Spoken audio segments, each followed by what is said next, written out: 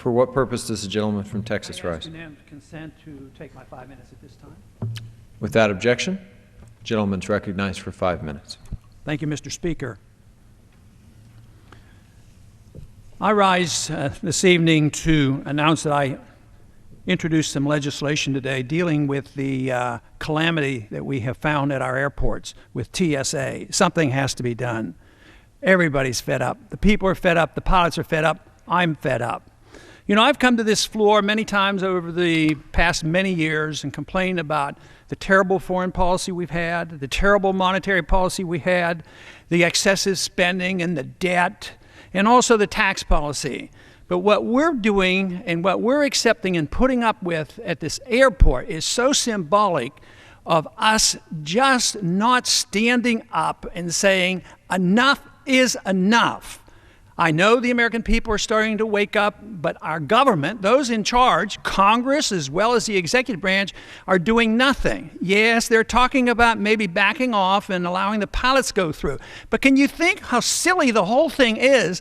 The pilot has a gun in the cockpit, and he's managing this aircraft, which is a missile, and we make him go through this groping X-ray exercise, having people feel in their underwear. It's absurd, and it's time we wake up. The bill I've introduced will take care of this.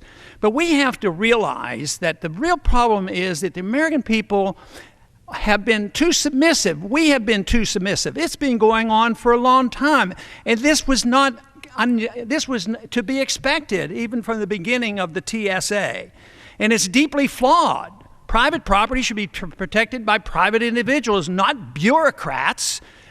But the bill that I've introduced will take care of it. It's very simple. It's one paragraph long. It removes the immunity from anybody in the federal government that does anything that you or I can't do. If you can't grope another person, and if you can't x-ray people and endanger them with possible x-ray, you can't take nude photographs of individuals, why do we allow the government to do it? We would go to jail if an individual, he'd be immediately arrested if an individual citizen went up and did these things, and yet we just sit there and calmly say, oh, they're making us safe. And besides, the argument from the executive branch is that when you buy a ticket, you have sacrificed your rights, and it's the duty of the government to make us safe. That isn't the case. You never have to sacrifice your rights. The duty of the government is to protect our rights, not to use them and do what they have been doing to us. The pilots, hopefully, will be exempted from this. But another suggestion I have that might help us, let's make sure that every member of Congress goes through this. Get the x-ray, take a look, and make them look at the pictures, and then go through one of those groping pat-downs.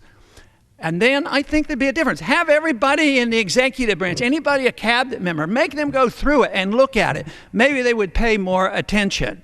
But it doesn't work. This is not what makes us safer. This is preposterous to think that the TSA has made us safer. When you think about it, if you look at what's happened over the past 10 years, during this last decade, we lost 3,000 on a terrible, terrible day for America. But since that time, in this last decade, we have also lost 6,000 of our military personnel going over there and trying to rectify this problem. We have lost 400,000 people on our government-run highways. We have lost 150,000 individuals from homicides. So I think there's reason to be concerned, reason to deal with this problem. We're not dealing with it the right way. We're doing the wrong thing. And groping people at the airport doesn't solve our problems. What has solved our problems basically has been that they put a good lock on the door and they put a gun inside the cockpit. That's been the greatest boon to our safety. Safety should be the responsibility of the individual and the private property owner. But right now, we assume the government's always going to take care of us, and we are supposed to sacrifice our liberties. I say that is wrong. We are not safer. And we also know there are individuals who are making money off this. Michael Chertoff. I mean, here's a guy that was the head of the TSA selling the equipment. And the equipment's questionable. We don't even know if it works, and it may well be dangerous to our health. You know, the way I see this, if this doesn't change, I see what has happened to the American people is we have accepted the notion that we should be treated like cattle. Make us safe, make us secure, put us in the barbed wire, feed us, fatten us up, and then they'll eat us. And we're a bunch of cattle, and we have to wake up and say, we've had it. I think this whole idea of an opt-out day is just great. We ought to opt out and make the point, get somebody to watch it, take a camera. It's time for the American people to stand up, shrug off the shackles of our government at TSA at the airport. Ms. Woolsey of California. Mr. Moran of Kansas.